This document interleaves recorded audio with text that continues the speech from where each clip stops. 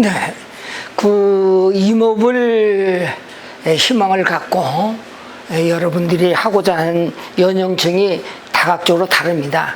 약간 젊은 층이 있고 퇴직 후에 노후를 위해서 좀 약간 쉬운, 농사 짓는 것보다 약간 쉬운 우리 호두 재배를 원하는 분들이 사실상 저희들한테 수십 년 동안 여러분이 왔다 갔습니다. 그래서 거기에서 제가 얘기하는 게 뭐냐면, 젊은 사람은 꿈이 좀 크니까 큰 스케일로 나가야 되고, 이제 50이 훨씬 넘어서 60이 노년기에 퇴직 후에 그냥 맹목적으로 있는 것보다 하고자 하는 분은 퇴직 후에 퇴직금이나 갖고 있는 돈이나 잉여 자금이겠죠. 그렇지 않으면 도시에서 갖고 있는 집을 팔아서 시골로 올라가는 분들이 있습니다.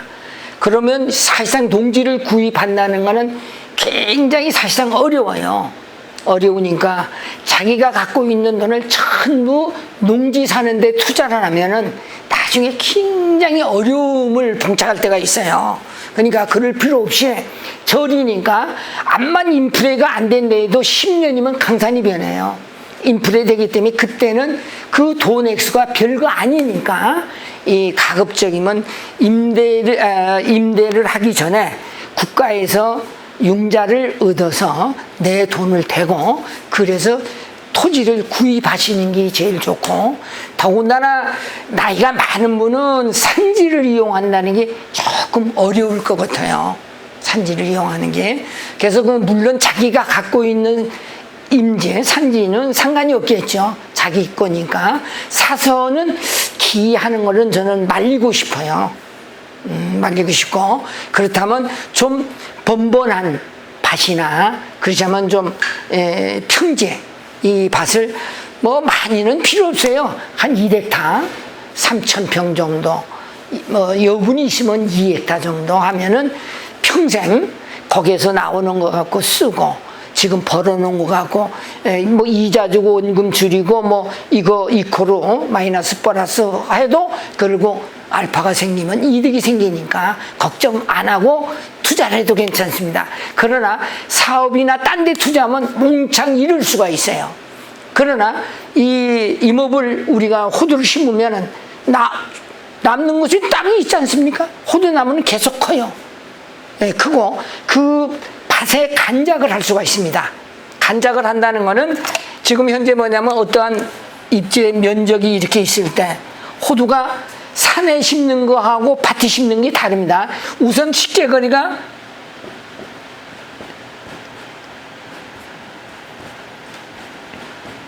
(6m) 곱하기 (6m) 간격으로 심으세요. 그러면 요 사이에 면적이 나옵니다. 요 사이에.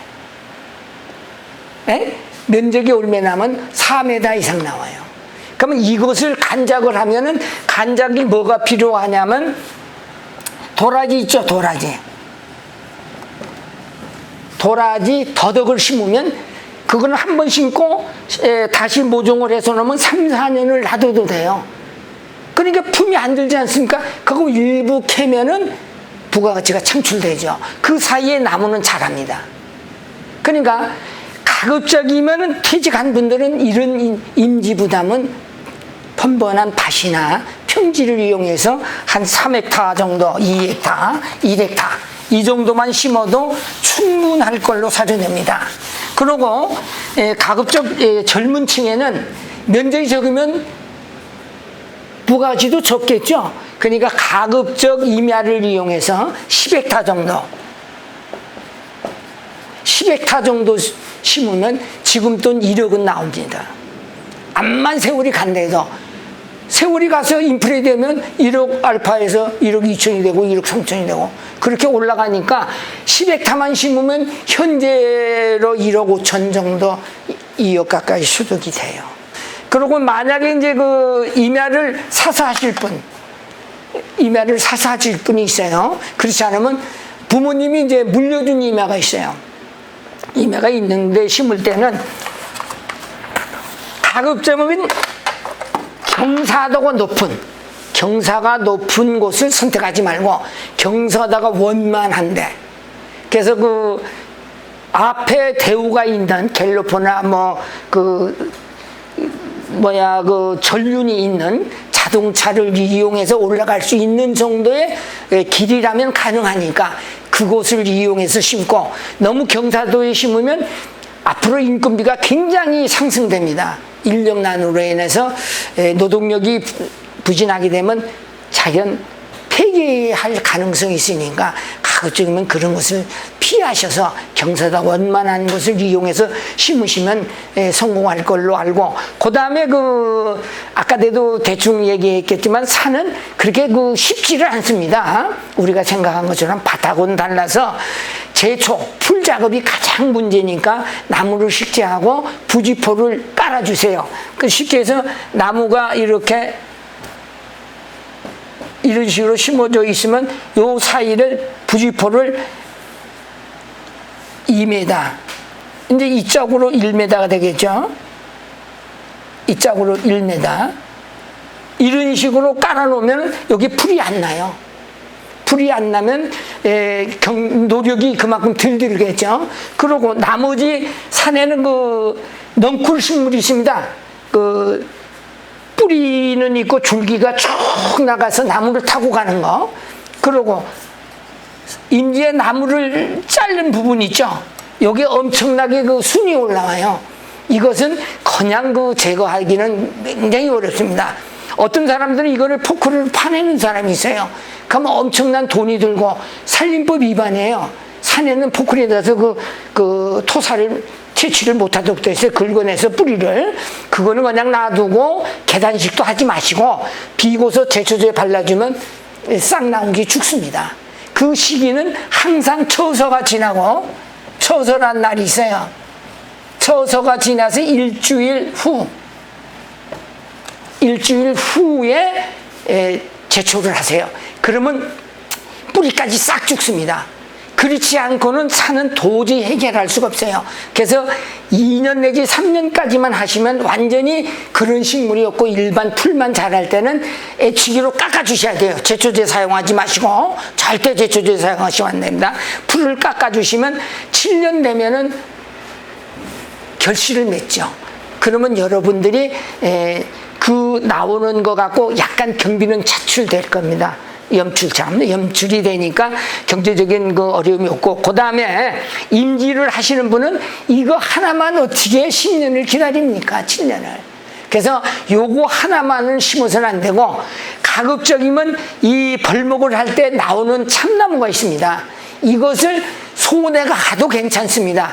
돈만 나오면 되니까, 일부 경영할 수 있는 능력이 있고 거기에 대한 일부 경비만 나오면 되니까 그것을 포고 재배를 하세요.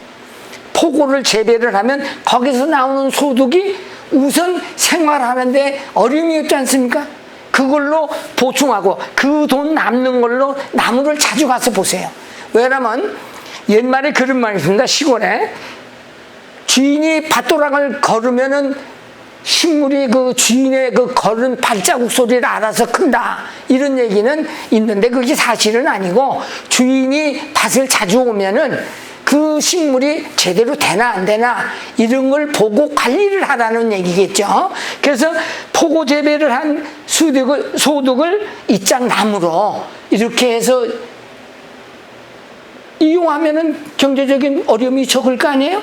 그러면 돈도 생기고 이것도 되고, 그러면 세월이 가면 이 나무는 성장할 거 아니에요. 그럼 7년 내지 10년이 가면 부가가치가 창출되는 거예요. 그러면 일구양득이 아니겠어요? 맹목적으로 하늘만 쳐다보고 빙싱빙싱 해가지고 되겠습니까? 무엇인가 해야 될 때 젊은 힘을 버섯 재배를 하시면 꼭 성공할 겁니다. 저도 버섯을 재배해서 성공한 사례입니다. 그리고 양재시고, 아까대로 나이 많은 분은 너무 그렇게 무리하게 할 필요 없지 않습니까? 우리가 살라고 그렇게 열심히 할 필요가 있겠어요? 60이 다 된 사람들이. 그 사람들은 아까 얘기한 대로 도라지나 더덕을 심어서 간장해가지고 놀기 삼아 하고 부가지도 창출되고, 이렇게 하면은 우리 호두를 심으면 꼭 성공할 걸로 사료됩니다.